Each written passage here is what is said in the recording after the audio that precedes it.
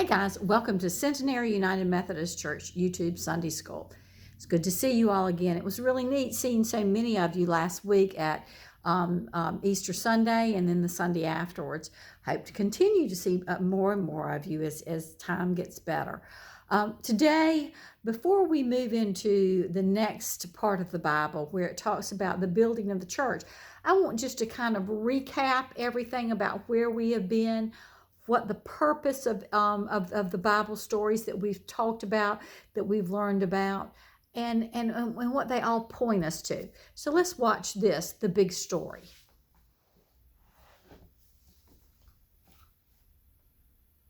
Is an amazing book. It's not just a collection of stories. It's one big story where everything points to Jesus. It begins with God creating a perfect world and placing a perfect couple in the middle of it. But Adam and Eve disobeyed God, and sin and death entered the world. God decided to judge the earth by sending a great flood, but he told Noah to build an ark so that animals and Noah's family could be saved. One of Noah's descendants was a man named Abraham. God promised Abraham that his family would be used to bless the whole world. The Israelites would have a special land to live in and would be as countless as the stars in the sky. When a famine spread through the land, God used Joseph to bring the Israelites to Egypt. But after a time, the Egyptians made them their slaves. So God raised up another leader, Moses, to rescue his people and lead them to the promised land. God performed amazing miracles along the way. He taught the Israelites how to live. He showed them how to build a tent called the tabernacle, where sacrifices could be offered for their sins. But even after they arrived in the promised land, the Israelites continued to rebel.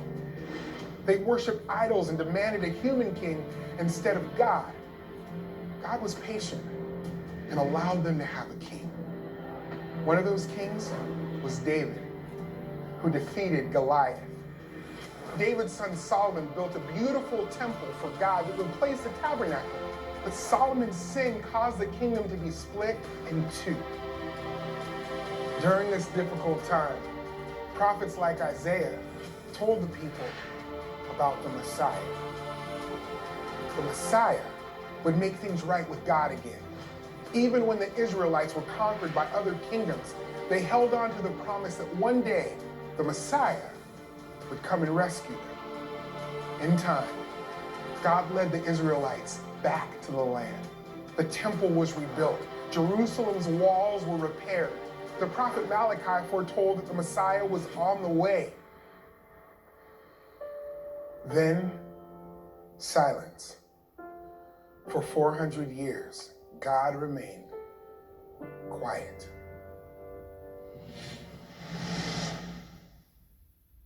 The silence was broken by the cry of a tiny baby born in a manger. His name was Jesus. Jesus was the Messiah. He lived a sinless life, performed miracles, and showed the people how to return to God again. Some believed Jesus, most did not. He was arrested and crucified on a cross. And then something amazing happened.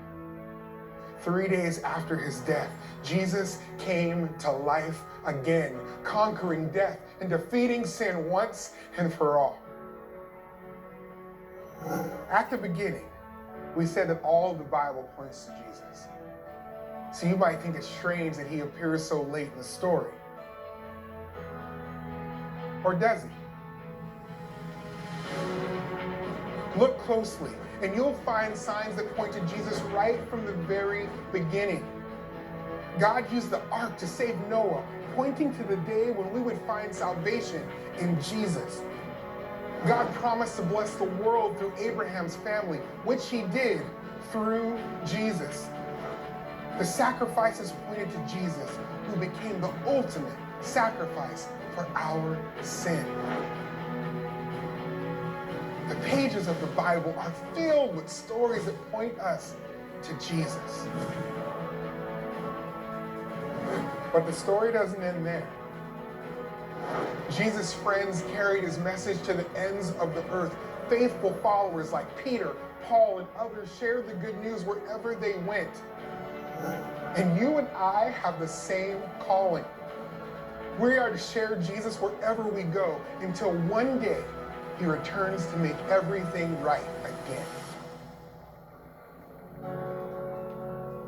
Yes, the Bible is full of amazing stories, but really, it's all about Jesus. That's the story. That's his story.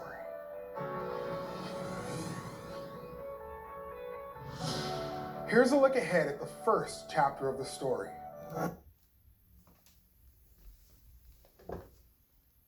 So, the only thing that I can say is it's all about Jesus.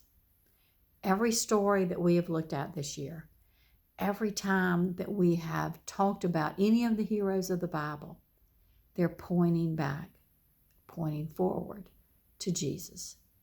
Always, always. The Bible is God's story, love story for us. And he showed his love to us, as we saw Easter Sunday, through the death and the resurrection of Jesus.